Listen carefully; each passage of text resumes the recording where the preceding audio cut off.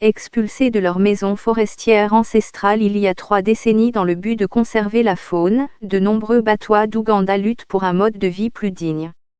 Lors d'une randonnée dans le parc national de la forêt impénétrable de Bwindi, les chansons chantées par les Batwa sont censées être festives, mais elles sonnent lugubres. Elles font l'éloge d'une bonne récolte de miel, mais il n'y a pas de récolte car les Batwa ne sont plus autorisés à récolter du miel, ou quoi que ce soit d'autre, dans la forêt.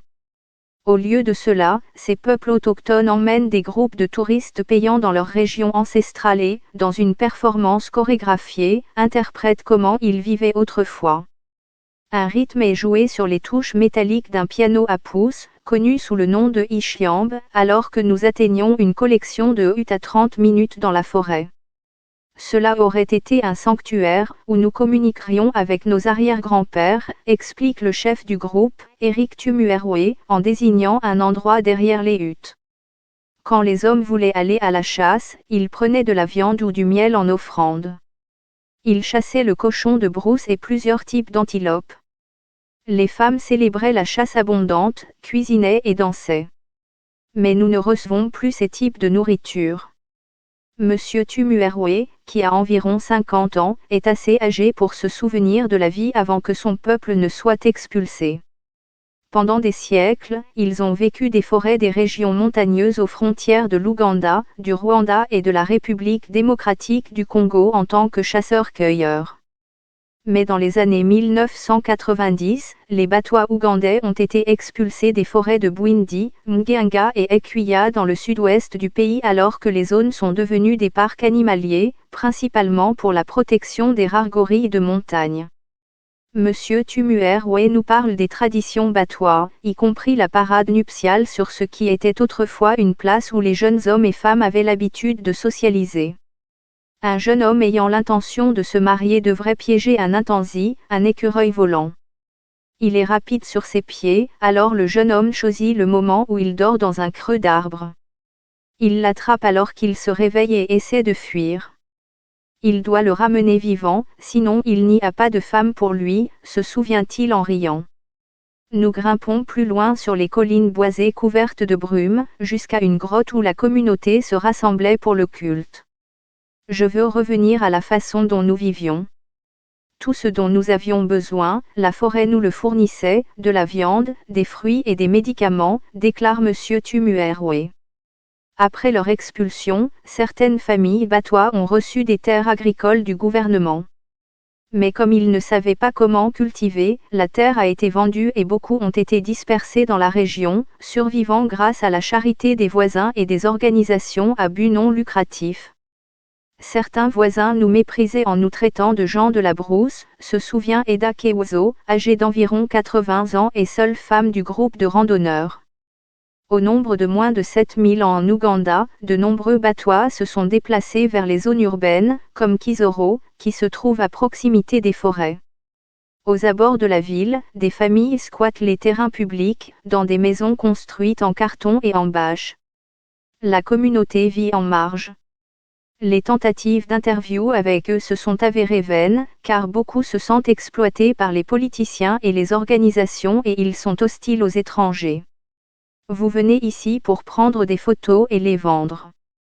Qu'est-ce qu'on obtient en retour? Je ne vous parlerai pas si vous ne me payez pas, crie une femme. En 2011, un groupe de Batwa, avec le soutien d'organisations non gouvernementales, ONG, a poursuivi le gouvernement ougandais en justice pour les expulsions et à la fin de l'année dernière, la Cour constitutionnelle a statué en leur faveur. Il a déclaré que la communauté avait été traitée de manière inhumaine et a ordonné qu'une indemnisation juste et équitable soit versée dans les 12 mois, mais le gouvernement a l'intention de faire appel. Certains Batwa, comme Allen Musabi, se sont adaptés et se sont lancés dans l'agriculture. Mais la terre qu'elle et quelques autres préparent pour une culture de pommes de terre est louée payée par l'organisation caritative United Organisation for Batwa Development in Uganda, UOBDU. Si vous n'avez pas de terre, vous ne pouvez pas progresser, vous ne pouvez pas envoyer vos enfants à l'école, vous ne pouvez pas manger. Mais si on m'offrait la possibilité de retourner dans la forêt, je courrais jusque là-bas, avoue TL. Alice Nyamianda, qui travaille pour l'UOBDU et est l'une des rares diplômées universitaires batois, affirme que la communauté doit se battre pour l'égalité. Je veux que mes compatriotes batois soient comme les autres, dit-elle sans chercher les restes de nourriture dans les poubelles comme c'est souvent le cas à Kisoro. Les animaux sont mieux traités que les batois, parce que quand les touristes viennent, ils paient de l'argent, puis le gouvernement utilise cet argent, et les batois souffrent. Les animaux dont elle parle sont des gorilles de montagne. Le gouvernement facture jusqu'à $700, 416 450 F communauté financière africaine, 530 livres sterling, pour suivre les gorilles. Les efforts de conservation ont vu la population de gorilles de montagne en Ouganda passer à 459, et plus de 1000 dans le monde, ce qui signifie qu'ils ne sont plus répertoriés comme étant en danger critique d'extinction. Mais Madame Nyamianda se demande s'il pourrait y avoir un moyen plus durable de protéger la faune ainsi que les droits des batois. L'Uganda Wildlife Authority dit qu'elle le fait en permettant aux batois d'emmener des touristes dans la forêt et qu'un cinquième des revenus perçus du parc va aux villages voisins par l'intermédiaire du gouvernement local. Selon le directeur exécutif de l'Uganda Wildlife Authority, Sam Mwanda, les gens y compris les batois peuvent présenter des propositions à financer avec cet argent. Lors du mouvement des batois hors de la forêt, plusieurs erreurs ont été commises. Mais l'allégation de ne pas obtenir de terre, de ne pas leur permettre d'avoir leur culture, est vraiment erronée et incorrecte. Nous leur disons, allez à l'école et étudiez, mais nous leur disons aussi, n'oubliez pas votre culture, vous pouvez l'utiliser pour gagner de l'argent. Pourtant, les batois veulent un chez-soi et une reconnaissance en tant que peuple autochtone en voie de disparition afin d'être mieux protégés par le droit international. De retour dans la forêt, M.